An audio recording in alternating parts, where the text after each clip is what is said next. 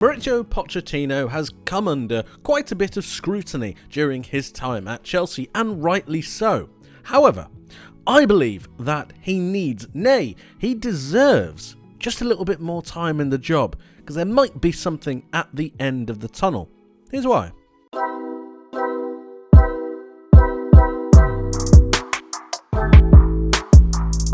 To begin with, let's take a look at this. This is the Premier League table, but not like you've seen it before. This dictates a number of different stats aside from matches won, lost, goals scored, and the like.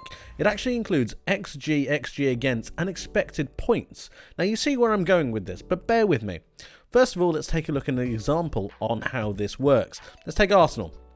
Arsenal are obviously sitting at the top of the table. They have an XG of 61.19, but they've scored 70 goals. That means they're overperforming their XG by 8.81.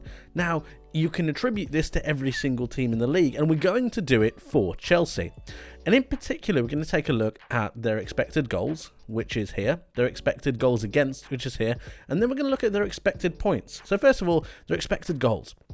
They have an expected goals of 53.88. Now, if you compare that to their current 47, they're actually underperforming their XG by 6.88.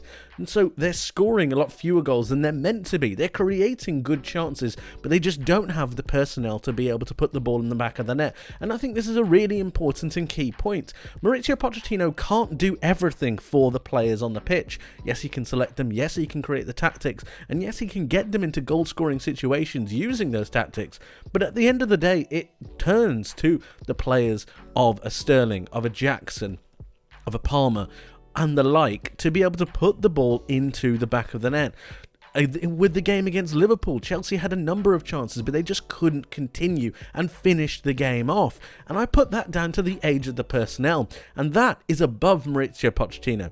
The age profile of the entire team is not something that he has decided himself. He's just got to work with whatever he's given. Now, albeit they're a good set of players and they have some talent, but I just don't necessarily think that it's his fault that they're not able to score the amount of goals that they particularly need to.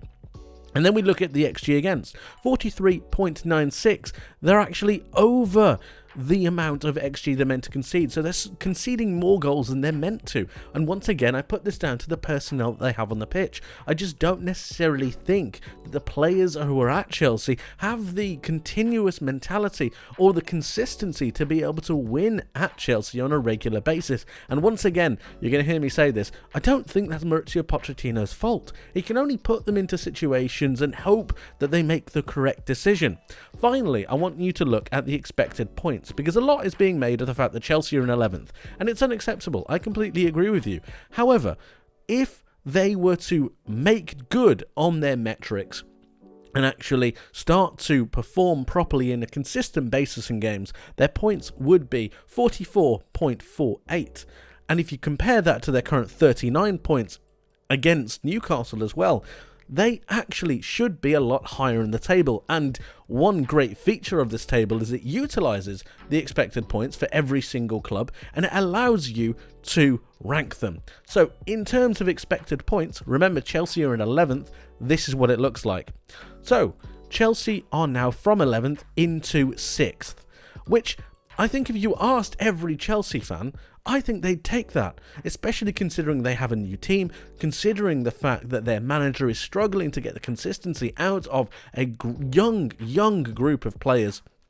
They just should be around about 6th. I don't think you could argue they should be any higher. They would give them European football, but obviously right now they're underperforming. And it's the profile of the squad that I think is seriously limiting them here, not the manager. This leads me in quite nicely to Chelsea's 3-2 victory over Newcastle. Now, it was quite a close affair. Both teams are quite close to each other in the table. Both teams are looking to get an outside shot into Europe for next season.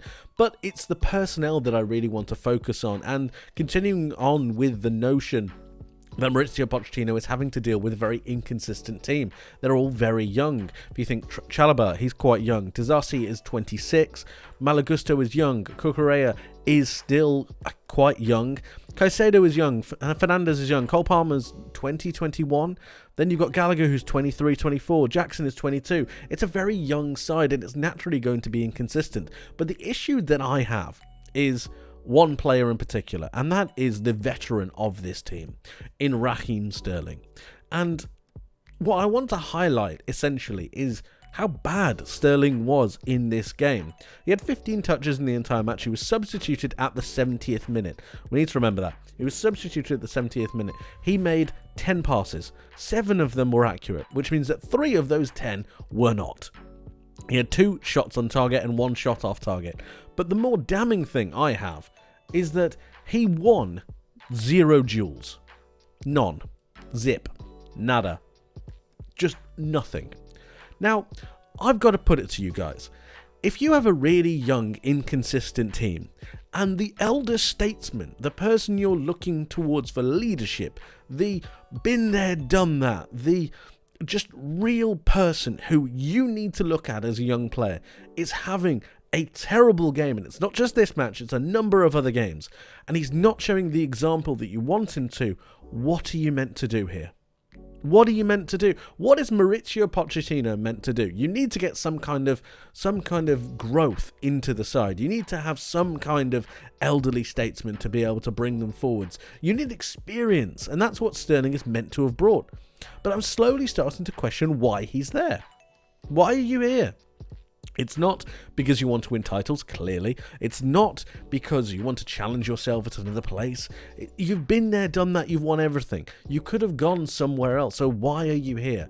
You're not offering all too much. Jackson is doing more. You've got Cole Palmer doing incredibly amounts more. It's just, I'm confused as to what Raheem Sterling, apart from in Pochettino's case, his experience or alleged experience, offers this side. I'm really questioning it. And it was night and day when Mykhailo Mudryk came on, who I thought in his 19 minutes offered 10 times more than Raheem Sterling did. He had 14 touches, which is 1 fewer than Sterling in his 70 minutes. He had 5 accurate passes, which again isn't as many as Sterling, but still, he was only on there for 19 minutes. He also managed to win 4 out of his 4 ground duels. I'm not expecting Mykhailo Mudryk to win a header, but then he scored a goal. He showed quality, he showed prowess, he showed finesse, and these are all of the things that I cannot attribute to Raheem Sterling at the moment. And it's a big issue. When you do not have your more experienced players stepping up to the plate, and at least, if you're not going to be vocal about it, at least be a demonstrating example of what you should be doing on the pitch, you have a massive problem. And I really do feel for Pochettino, because he's looking to Sterling to really show the Chelsea players what they need to do, and he's not. I thought Cole Palmer was fantastic, as he always is. I thought Malagusto is really starting to turn into a proper right back. In fact, both the right back and the left back I thought were really good for Chelsea. But then it flows us into our another thing. The amount of injury, I understand they've spent a lot of money, I get that. But the amount of injuries that Chelsea have had to deal with, the amount of defensive injuries that they're having to deal with is just silly. And when you're continuously bringing out defenders, when you don't have a stable back 4, when you can't rely on 3 out of your 4 players to be fit, to be available. Cucurella's been out for a while, Chalobah's been out, you've got Disasi, who has really been the only consistent cog here, Gusto's been out for a while, Reece James has come in. The consistency needs to come from the team selection as well, and if they're not available, there's no way you're going to be able to build a level of trust, a level of understanding. So all of this put together, I think that Mauricio Pochettino needs a little bit more time. They definitely lack consistency, but I think that's more down to the profile of the squad than anything that Mauricio Pochettino is doing wrong. 2023-24 has seen Chelsea beat Spurs, Villa, Newcastle twice and Brighton. They've also drawn against Liverpool, Arsenal and City twice. Clearly, they're doing something right, and I believe given a little bit more time, things will improve at Chelsea under Mauricio Pochettino. But my question to you guys is, how do you see it going? What do you think about the Chelsea squad, and do you believe Mauricio Pochettino needs more time? Thank you ever so much for watching. I hope you enjoyed. I hope you learned something new, and I hope to see you in the next one. But until then, my friends, take care.